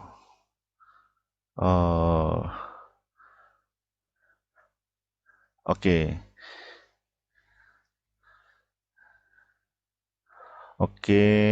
ini contoh, ini 5 a day, National Cancer Institute membuat kampanye 5 sehari untuk kesehatan lebih baik. Jadi ini mungkin ini tentang makan 5 atau lebih serving sayuran atau buah-buahan untuk kehidupan lebih sehat. Jadi supaya orang lebih sehat, makan buah-buahan atau sayuran 5 serving atau lebih. Misalnya 1 serving 100 gram, mungkin 500 gram atau lebih. Kemudian kemudian sudah dari tahun 1991 sampai tahun 2006 dikembangkan dengan the colorway. Jadi ada lebih banyak variasi. Jadi mungkin ada warna tertentu ya, supaya lebih mengencourage orang untuk mengkonsumsi buah-buahan dan sayuran yang lebih bervariasi. Nah, di sini core produknya apa sih, benefit dari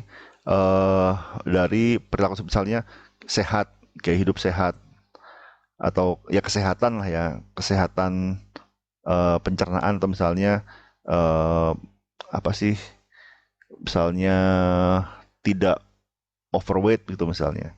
Actual produknya adalah kita mengkonsumsi buah-buahan setidaknya 500 gram per hari. Artinya kalau kita mengkonsumsi buah-buahan, kita mungkin mengurangi konsumsi makanan yang berlemak misalnya. Kemudian augmented produknya di sini apa namanya, ada apa sih produk elemen yang membantu perilaku. Jadi misalnya tadi ada 5, kita mengkombinasi warna apa, buah-buahan atau sayurannya, tujuannya sebenarnya hanya untuk meningkatkan variasi. Jadi membantu apa namanya, supaya mungkin lebih catchy, lebih menarik, sehingga mungkin anak-anak lebih tertarik untuk makan karena ada 5 serving, ada 5 warna misalnya. Ada yang warna merah, ada warna hijau, warna kuning, dan seterusnya. ada outline and plan for monitoring and evaluation, dan ini kita bisa mengambil banyak dari analitika pemasaran gitu. Intinya kita melakukan sebuah kampanye, kita ada jejak digitalnya, maka seharusnya ada analitikanya, ada datanya yang bisa kita kumpulkan begitu. Misalnya dari sisi sosial media, dari sisi website, kita menggunakan website. Nah, itu kita kumpulkan datanya, bisa kita laporkan begitu.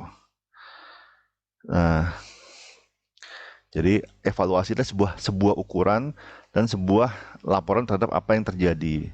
Dan biasanya yang diharapkan adalah ada before and after. Sebelum kampanye sosial, sebelum kampanye sosial marketing seperti apa kondisinya, atau behavior-nya, atau belief-nya, atau knowledge-nya. Kemudian setelahnya seperti apa.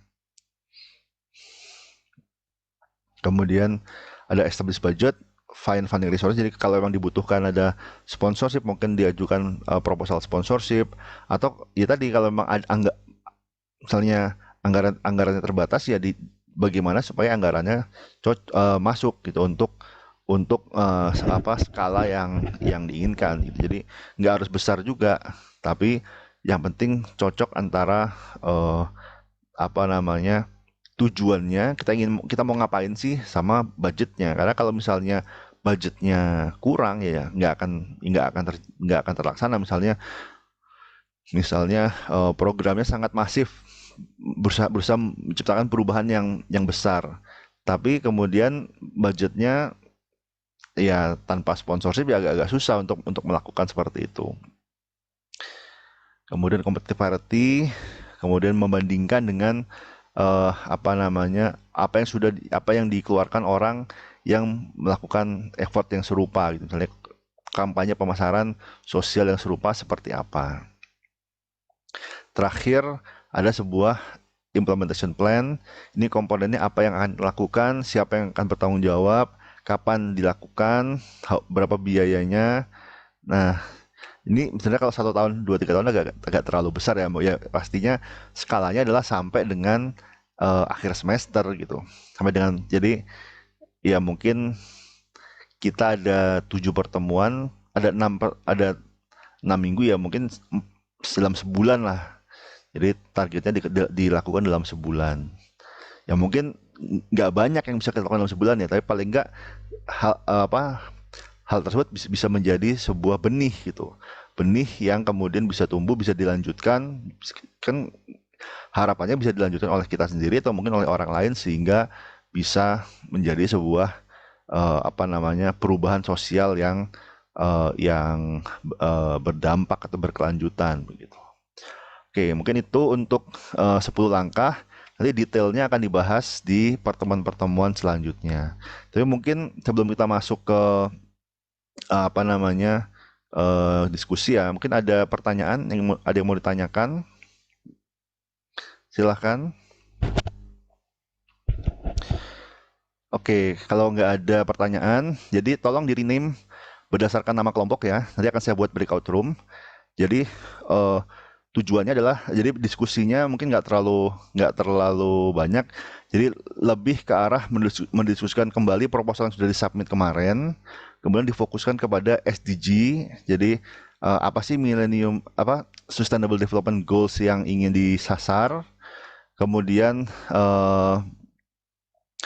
fokus. Jadi fokusnya ini perilaku apa yang spesifik ya, yang ingin dipengaruhi dengan scope waktu yang terbatas, dengan hanya 4 minggu. Kira-kira perilaku apa dari permasalahan sosial yang sudah Anda deskripsikan itu yang ingin difokuskan. Jadi perilakunya dan audiensnya. Yang jelas audiensnya nggak mungkin terlalu luas, kemudian perilakunya pun juga nggak mungkin terlalu kompleks. Jadi disesuaikan saja dengan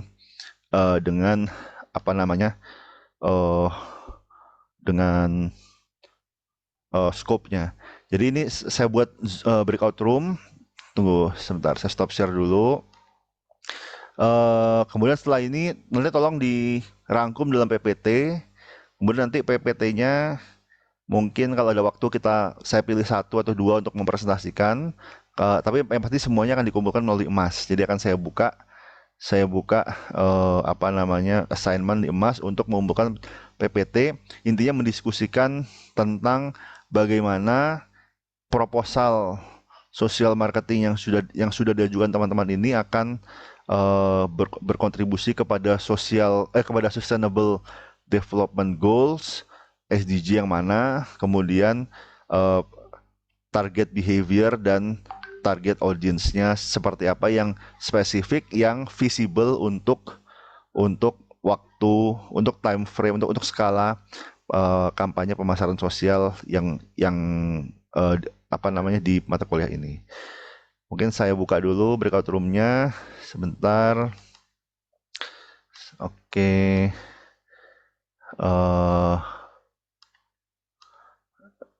Sebentar.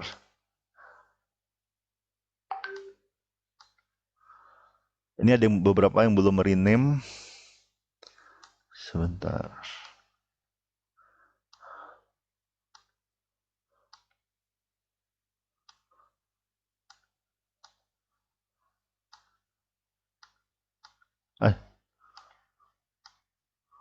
Sebentar.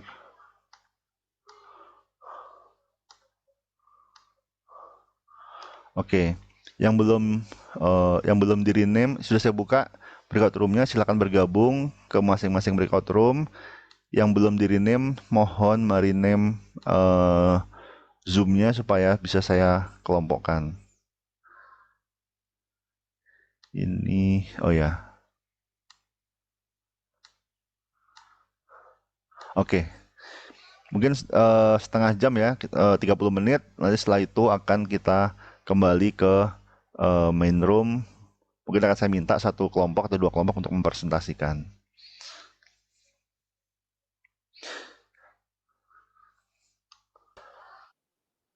Oke, selamat datang kembali di ruang main room. Semoga sudah selesai ya. Kalau belum selesai pun juga mungkin bisa di summarize nanti di submit setelah ini. Dan mungkin saya akan minta satu atau dua kelompok untuk mempresentasikan ya. Mungkin kelompok 5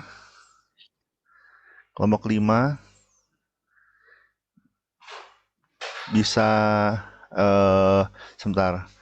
Mungkin siapa perwakilannya kelompok 5 untuk men-share slide-nya.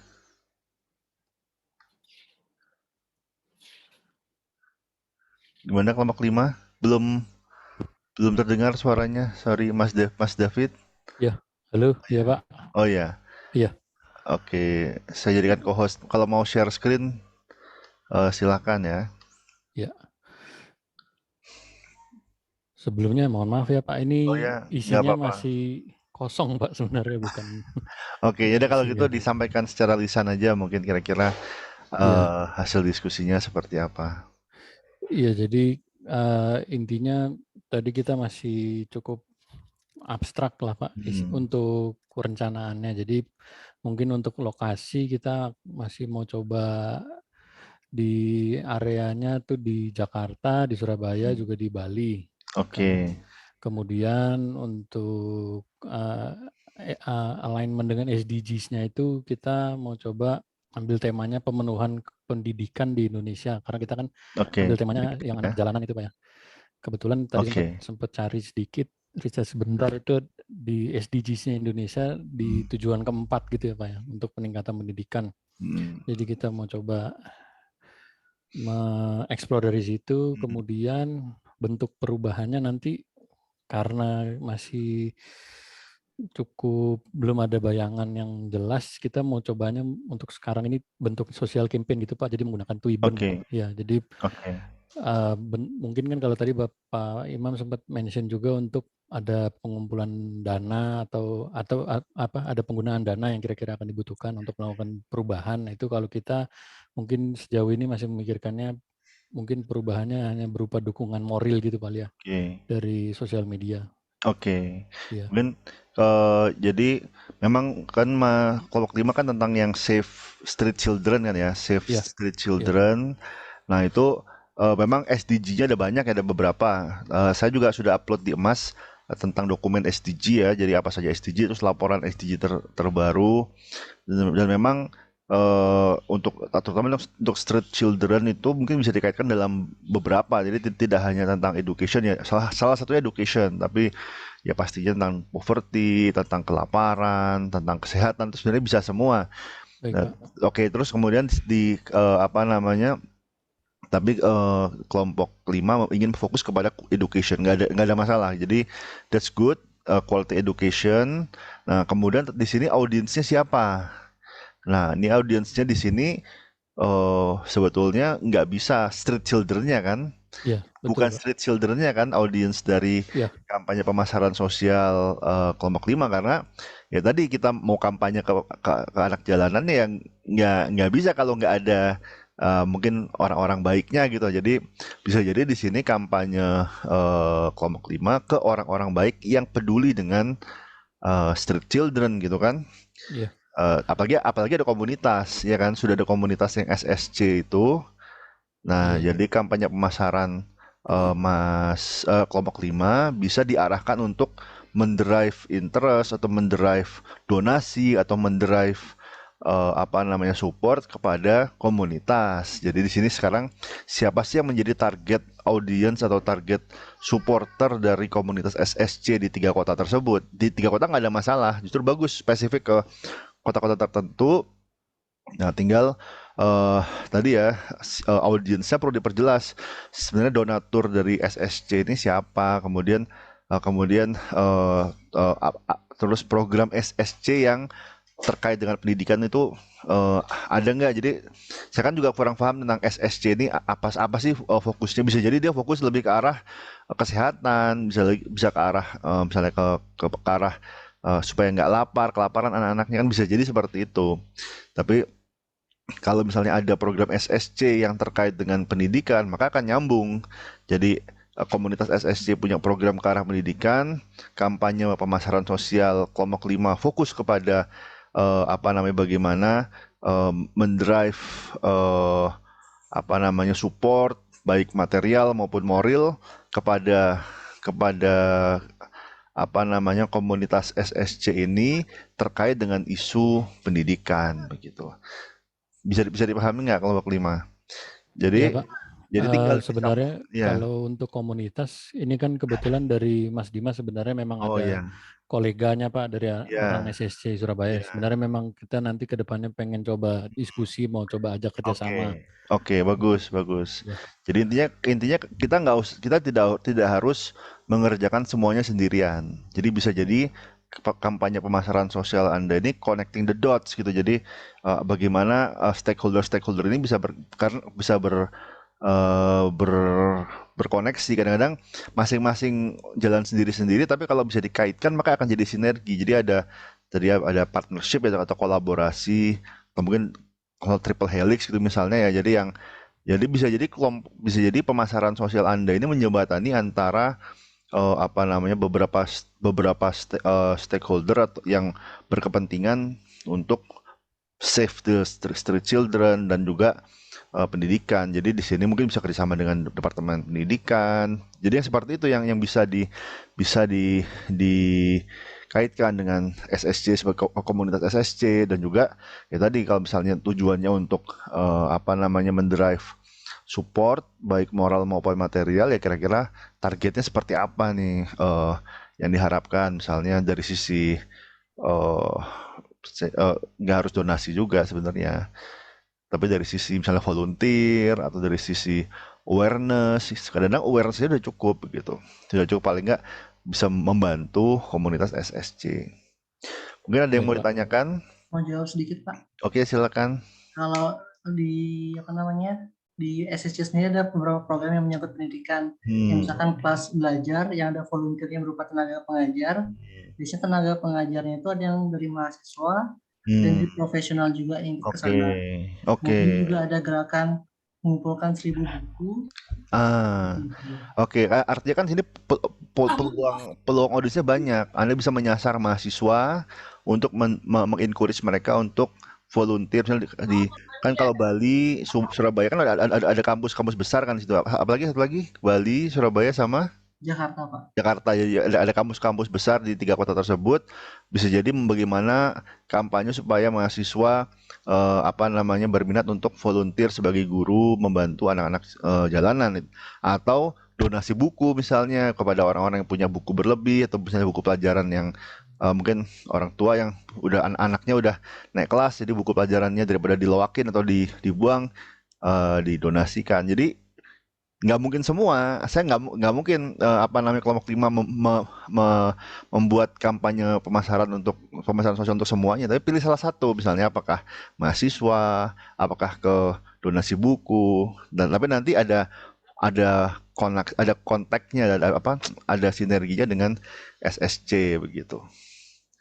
Tapi bagus, artinya udah sesuai artinya dengan pemilihan SSC dan juga SDG-nya begitu. Oke, kelompok 5 ada yang mau ditanyakan? Sejauh ini masih itu dulu sih, Pak. Oke, Terima kasih Pak Imam moga-moga sarannya. Ya. oke, moga-moga jadi sudah lebih tajam ya. Jadi diskusi hari ini kita ingin tadi paling nggak SDG-nya apa, dan kalau misalnya teman-teman lihat di di situsnya itu, kalau diklik itu ada breakdown yang sangat detail. Jadi misalnya pendidikan itu ada drill down-nya, ada informasi-informasi yang sangat detail yang mungkin bisa dijadikan dasar kenapa kita harus kenapa penting untuk mengadres isu sosial tersebut begitu. Oke, kemudian satu lagi mungkin ya, kelompok 3. Kelompok 3. Iya Pak, secara lisan aja ya Pak. Ya nggak apa-apa. Kalau kelompok 3 kan topiknya itu tentang tingkat kesadaran dan keterlibatan masyarakat dalam waste management di Indonesia. Jadi kalau menurut kelompok kami sih kita masuk ke SDG yang 3, 11, sama 12. Jadi yang 3 itu untuk ensure healthy lives dan juga promote well-being. Kalau sustainable yang ke-11 itu make cities inclusive, safe, resilient, dan sustainable. Sama yang 12 itu untuk ensure sustainable consumption and production patterns. Oke. Gitu. Oke, nah. Kalau untuk lanjut dulu. Oke, silakan. Target audiensnya sebenarnya kemarin pas yang proposal itu kita masih wide gitu Pak, target audiensnya, karena kita mikir ini bisa diaplikasiin ke semua umur gitu. Tapi setelah dipikir kalau misalnya nanti kita mau jalaninnya pakai media sosial, jadi kita targetinnya ke generasi Y sama Z, karena mereka termasuk generasi yang produktif, yang aktif di sosial media. Tapi kalau untuk pekerjaannya mungkin lebih ke mahasiswa yang tinggal di kos-kosan sama ibu rumah tangga gitu. Oke. Ibu rumah tangga make sense. Kalau mahasiswa mungkin make sense juga. Tapi pertanyaan saya tadi, yang pertama untuk SDG-nya itu mungkin tadi ya, bisa jadi satu permasalahan sosial atau satu misalnya kampanye waste management itu bisa dikaitkan dengan beberapa SDG. Cuman sebaiknya dipilih salah satu, karena nanti Anda harus fokus nih. Memang bisa tiga-tiganya memang, tapi dari ketiga SDG yang relevan tadi, mana yang paling relevan begitu. Jadi teman-teman fokus ke SDG tersebut. Yang kedua, kemudian untuk waste management, saran saya bekerja sama juga dengan lembaga yang sudah ada, misalnya bank sampah gitu. Kalau di Jakarta, setahu saya sudah ada beberapa bank sampah yang. Ya, kemarin udah ada sih Pak, kita research.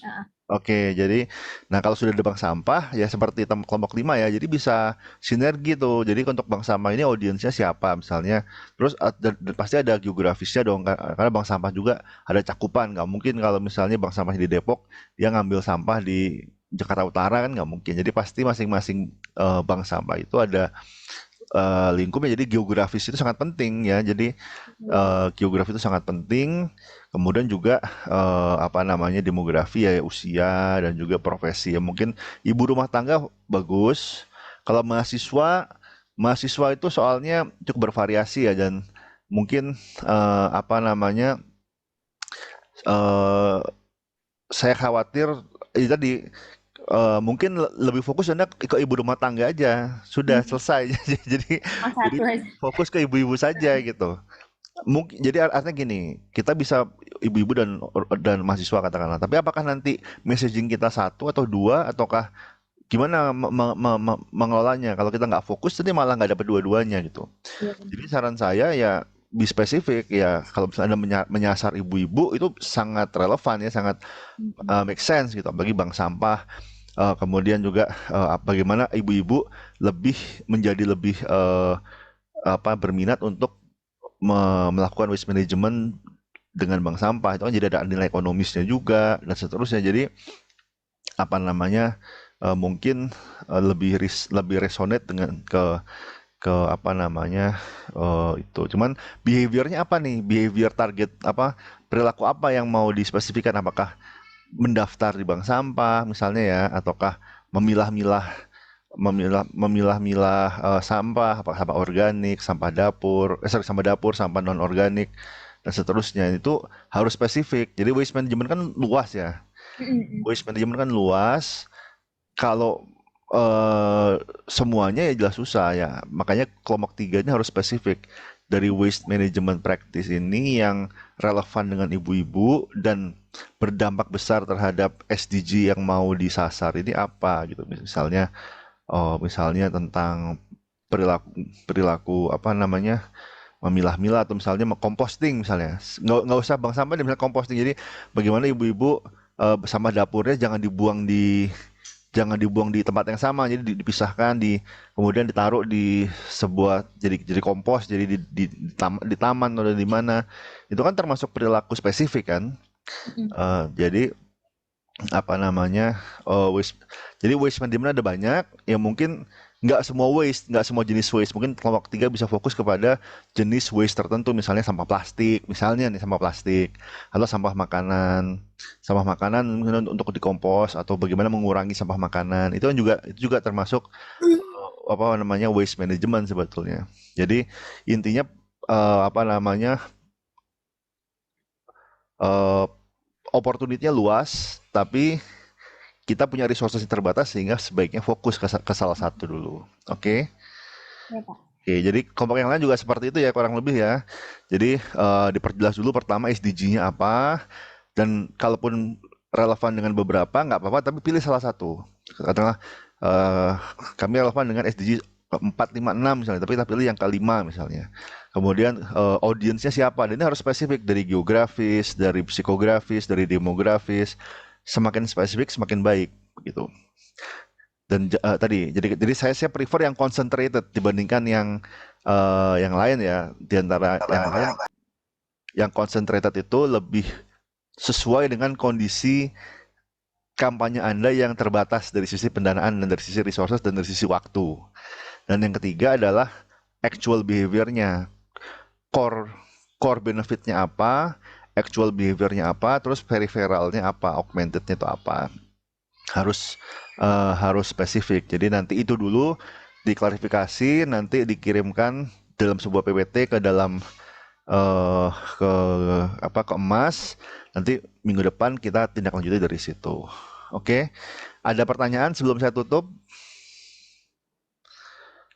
Oke, kalau nggak ada pertanyaan, terima kasih banyak. Buat kelompok yang presentasi minggu depan, mohon YouTube videonya dikirimkan dalam bentuk video, dan presentasi PPT-nya dikirimkan dalam bentuk link Google Drive lewat Mas Satrio. Semoga hari Sabtu bisa saya unggah ke emas dan ke YouTube. Oke, itu saja dari saya. Semoga sehat selalu semuanya.